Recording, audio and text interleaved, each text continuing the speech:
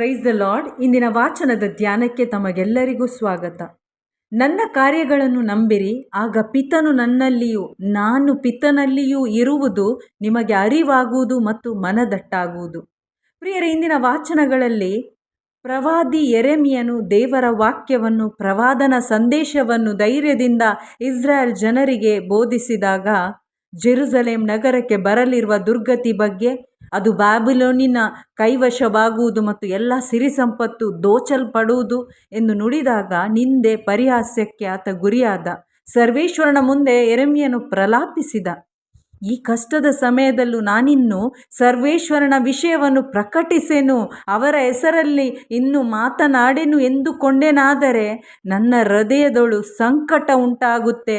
ಸುಡು ಬೆಂಕಿಯಂತೆ ನನ್ನೆಲುಬುಗಳಲ್ಲಿ ಅಡಗಿದೆಯೋ ಎಂಬಂತೆ ಅದನ್ನು ತಡೆದು ದಣಿದಿರುವೆ, ಅದನ್ನು ಸಹಿಸಲಾಗದಿರುವೆ ಎಂದು ಹೇಳ್ತಾನೆ. ಅಂದರೆ ನಾನು ಖಂಡಿತ ದೇವರ ಕುರಿತಾಗಿ ಇನ್ನೂ ಸಾರ್ತೇನಂತ ಹೇಳ್ತಾನೆ. ಯೆರೆಮೀಯನಿಗೆ ಕಷ್ಟ ಬಂದಾಗಲೂ ದೇವರ ಕಾರ್ಯವನ್ನು ಆತ ನಿಲ್ಲಿಸಲಿಲ್ಲ.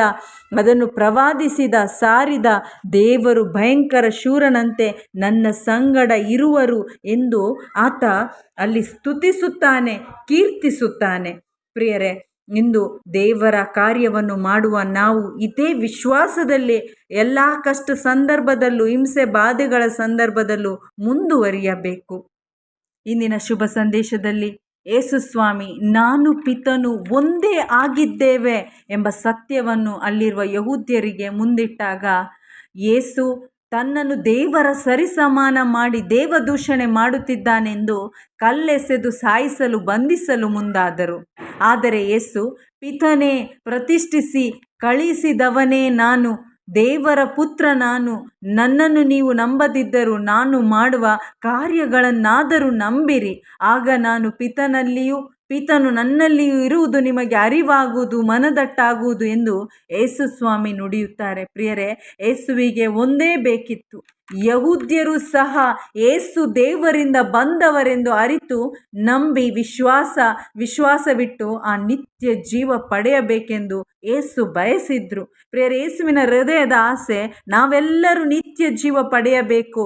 ಇಂದು ನಮ್ಮಲ್ಲಿ ಆ ತವಕ, ನನ್ನನ್ನು ಉಂಟು ಮಾಡಿದ ದೇವರನ್ನು ನಾನು ನೋಡಬೇಕು, ನಾನು ಅರಿಬೇಕು, ಅವರನ್ನು ಹಿಂಬಾಲಿಸಬೇಕು, ಅವರು ಕೊಟ್ಟ ನಿತ್ಯ ಜೀವ ಆಗಿಸಬೇಕೆಂಬ ಆಸೆ ಇದೆಯಾ? ಪ್ರಿಯರೇ, ನಾವು ಯಾವಾಗ ದೇವರ ವಾಕ್ಯ ಯಹೂದ್ಯರಂತೆ ತಿರಸ್ಕರಿಸುತ್ತೇವೋ ಖಂಡಿತ ನಮ್ಮ ಹೃದಯ ಕಠಿಣವಾಗುತ್ತೆ ಮತ್ತು ನಮಗೆ ಅರಿವಿಲ್ಲದೆ ನಾವು ದೇವರಿಂದ ದೂರ ಆಗ್ತೇವೆ.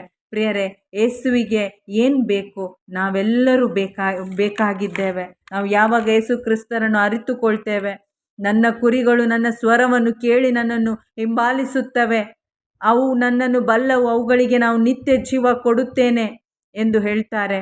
ಅದೇ ರೀತಿಯಲ್ಲಿ ಪ್ರಿಯರೇ, ನಾವಿವತ್ತು ಯೇಸುವನ್ನು ಅರಿತುಕೊಳ್ಬೇಕು, ಅವರ ಸ್ವರವನ್ನು ಆಲಿಸಬೇಕು, ಅವರನ್ನು ಹಿಂಬಾಲಿಸುವವರಾಗಬೇಕು. ಅದರಿಂದ ಮಾತ್ರ ನಿತ್ಯ ಜೀವ ಸಾಧ್ಯ. ಇಂದು ಯೆರೆಮೀಯ ಮತ್ತು ಪ್ರಭು ಯೇಸು ಕ್ರಿಸ್ತರು ಹಿಂಸೆ ಬಾಧೆಗಳ ಮಧ್ಯೆ ಕೂಡ ದೇವರ ಚಿತ್ತವನ್ನು ನೆರವೇರಿಸಿದ್ರು. ಅದೇ ರೀತಿಯಲ್ಲಿ ನಾವು ಕೂಡ ದೇವರ ಚಿತ್ತವನ್ನು ನೆರವೇರಿಸೋಣ, ದೇವರನ್ನೇ ಆಶ್ರಯಿಸೋಣ, ನಿತ್ಯ ಜೀವದ ಸಂದೇಶವನ್ನು ಎಲ್ಲರಿಗೂ ಸಾರುವ ಸಾಧನಗಳಾಗೋಣ. ಆಮೇನ್. Praise the lord.